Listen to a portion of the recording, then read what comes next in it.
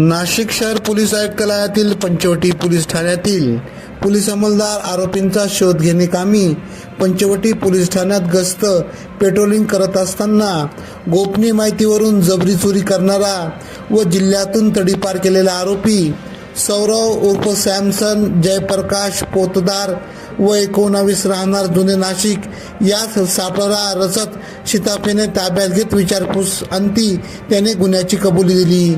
सदरची कामगिरी वरिष्ठ पोलीस निरीक्षक गजेंद्र पाटील यांच्या मार्गदर्शनाखाली गुन्हे शोध पथकाचे सुनील पवार यांच्या मार्गदर्शनाखाली सहाय्यक पोलीस निरीक्षक सतीश सिरसाट, पोलीस अंमलदार महेश नांदुर्डीकर, कैलास शिंदे, संतोष पवार, अमोल काळे, जयवंत लोणारे, युवराज गायकवाड, वैभव परदेशी, सचिन बहिकर, अमोल देशमुख, अंकुश काळे, नितीन पवार, आगोने, बोरसे, पाटील, महिला पोलीस अंमलदार रोहिणी भोईर आदींनी केली। याबाबतचा पुढील तपास पोलीस उपनिरीक्षक पंकज सोनवणे करीत आहेत।